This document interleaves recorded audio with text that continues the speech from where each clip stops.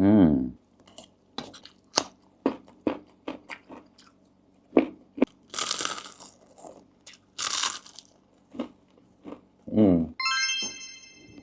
มึงสวัสดีฮอเราสวัสดีทุกคนครับไก่งวนเอาเครื่องเชียร์ปอมกระนงเราแล้วไก่นะงวนเอากะตีรอกโม่นะอันเอาประไหนเชียร์ก็แขวะเนี่ยก็แขวะปองเกล้านะรวมเลยแกงเครื่องในมูรวมครับแกงมอนครับเนี่ยเผ็ดครับกินกับผักนะครับวันนี้ไม่มีน้ำพริกครับแต่กินกับผักอร่อยอยู่ครับแล้วก็มีอันนี้ด้วยใบกระเจี๊ยบครับแควเจี๊ยบเราได้เครื่องเชียร์กับมันจอนะสดเนี่ยตามมองแควน่าก็ได้อ่อนอยู่ที่เชียร์แควเจี๊ยบตีแปลกมากันได้แต่ได้เปิดเคยเชียร์ในนะมาก็ที่อารมณ์เชือกมันใหญ่ไปมันโชว์กล้าวแต่นะแต่แกตอนเชือกที่ได้จะวีมันใหญ่ตามเล่ามาเกถ่ายคลิปมาต่อนะเพราะว่าที่สวนตอนนี้ตัดหญ้าครับตัดหญ้าแล้วก็ให้ปุ๋ยทุเรียนอยู่ก็เลยช่วงนี้ไม่มีเวลาครับไม่มีเวลาถ่ายคลิปเลยครับวันนี้มีเวลาเล็กน้อยก็เลยมาถ่ายคลิปดีกว่าครับมากินข้าวกันนะครับเพื่อนๆเพิ่งเชียร์บอลกับมูจอนะเราต้ากายเราไปเชียร์นงนะวันหน้าก็จะเชียร์กระจอนะวันนี้ใช้ช้อนเหมือนเดิมครับใช้มือแล้วก็แสบมือแต่บางคนนะบอกว่าให้กินกับช้อนไม่รู้ว่าจะตามใจแฟนคลับคนไหนดีถ้าอย่างนี้ก็ใช้ช้อนดีกว่านะเชียร์กระเจ้านะอันดับแรกเราก็สดมีนาวแกลนะ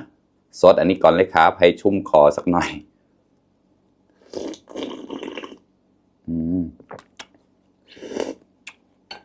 อร่อย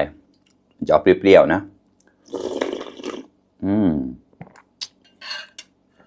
เนี่ยผักก็มีอันนี้ด้วยนะไม่รู้ผักอะไรนะชุบแป้งทอดอร่อยมากเลยอาจารย์เลยวุ้นแก่ให้เราแต่ใส่เหมือนร้านนั่นเลยใส่มันจะติเชียก็แขวนนั่นแหละมาครับเพื่อนๆเต็มจานเลยครับเนี่ยใส่อย่างนี้ไปเลยผัดเผ็ดแห้งๆหรือแกงเผ็ดนะเดี๋ยวหน่อยได้เร็ว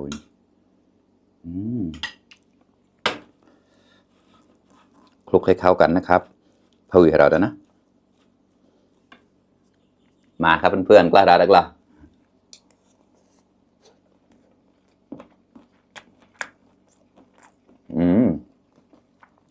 อร่อย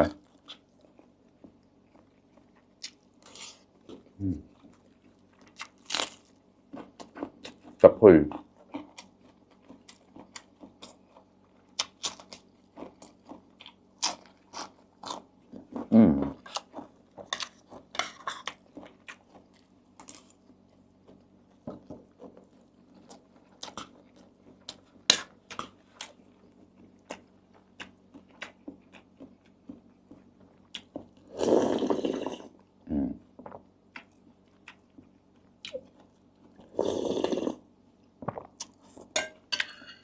มากับเพื่อนๆใครที่ยังไม่กินข้าวมากินข้าวด้วยกันนะครับกลังเชียร์เปิ้ลมันจะด่าได้กล้าแควะกลักเลยตันเตาเดๆนะหน่อไม้ต้มครับบางบอก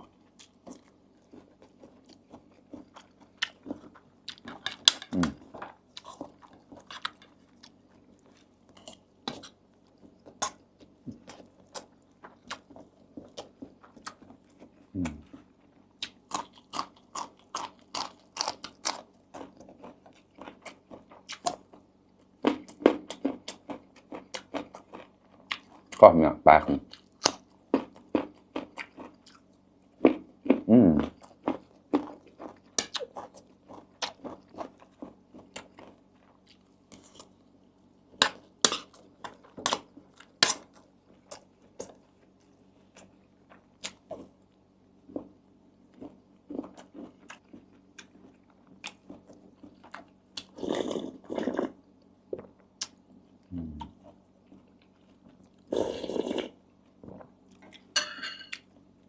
เข้ากันมากเลยครับเพื่อนๆอันนี้มันจะแบบออกเลี่ยนๆใช่ไหมแล้วก็มาตัดกับ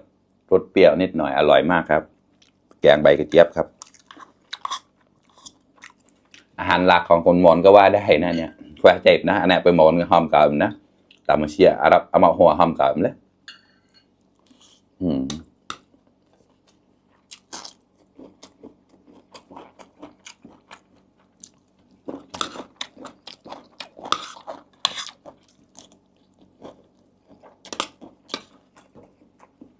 จัด ยังกรอบอยู่ข้าวหัว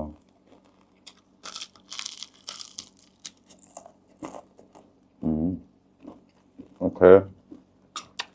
อร่อยอร่อย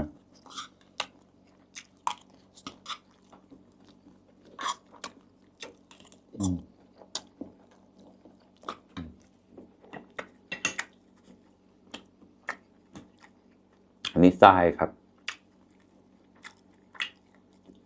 อันนี้น่าจะเป็นหัวใจนะครับรวมกันเลยครับหลายอย่างมากอร่อย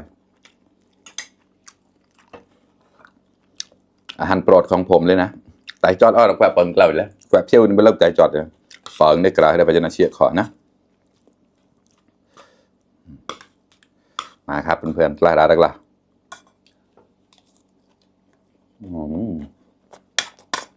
แล้วก็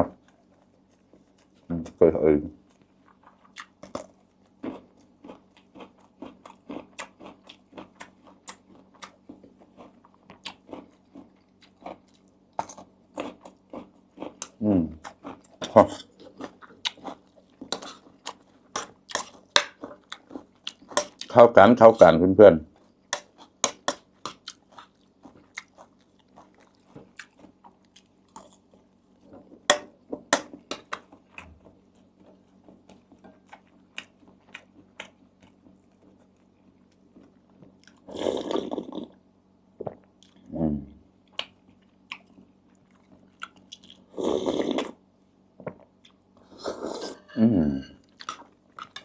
อร่อยมาก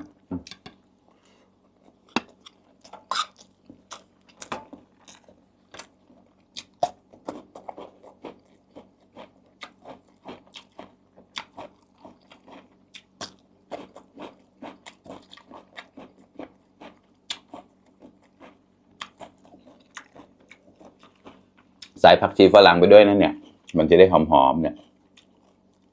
อร่อย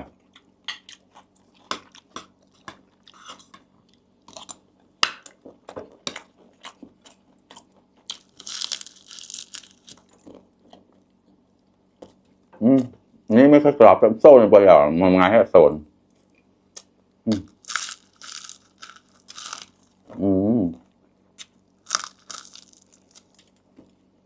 อันนี้ไม่ค่อยกรอบแล้วครับ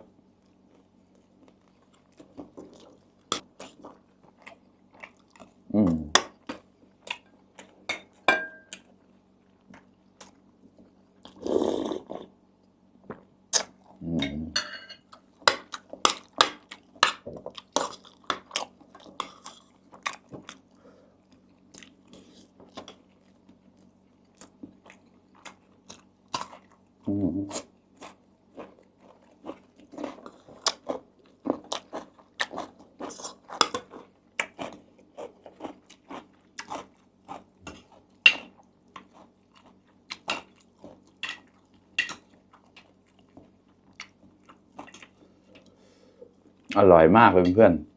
หมดครึ่งจานแล้วครับออดาแวกมางานเนี่ยเราแล้วข้อแล้วนะเราđã bắt đầu chỉ bắt lo công ty commentกับนั่นแหละchỉ cầm nát ra cái đầuเอาđi tại cho đầu để đài แบบnàoแล้วสระไซมที่มูดแปะเชียได้ยำเชียดูว่าเอาไปถ้าเป็นคนไทยเขาจะทำอะไรกินพวกเครื่องในน่าจะเอาไปต้มใช่ไหมต้มแล้วก็ต้มยำอะไรอย่างงี้ใช่ไหมต้มแซ่บเนี่ยอร่อยเหมือนกันชอบอันนั้นก็ชอบเหมือนกันแต่ถ้าเป็นคนมอญก็จะแกงแบบนี้แหละครับแกงเผ็ดแล้วก็กินกับแกงพวกมันจะออกเปรี้ยวๆอะไรประมาณนี้นะจะเข้ากันมากเลยครับเพื่อน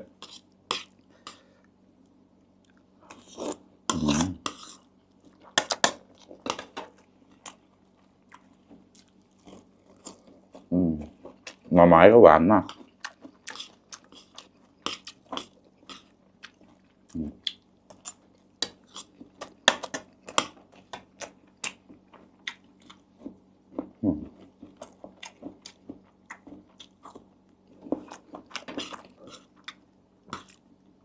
เนี่ย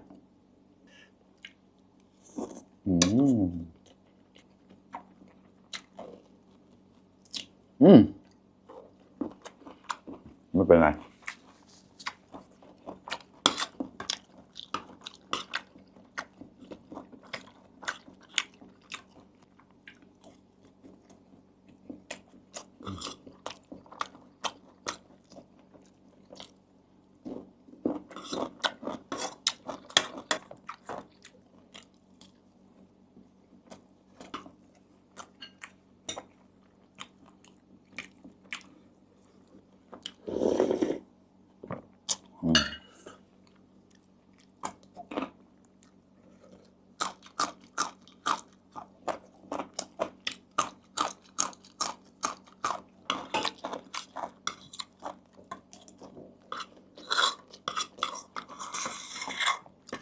เคเพื่อนๆหมดแล้วครับออดทำงานอยู่แล้วนะ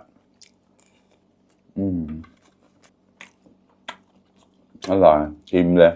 ผ้าว่ากัน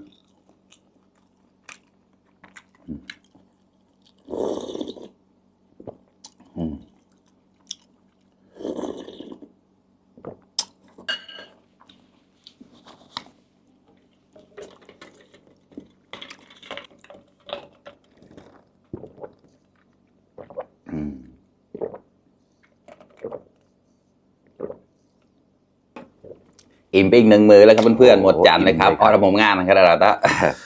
ใครที่ยังไม่ได้กินข้าวก็มากินด้วยกันได้นะครับกับข้าวยังเหลือเยอะแยะเลยครับ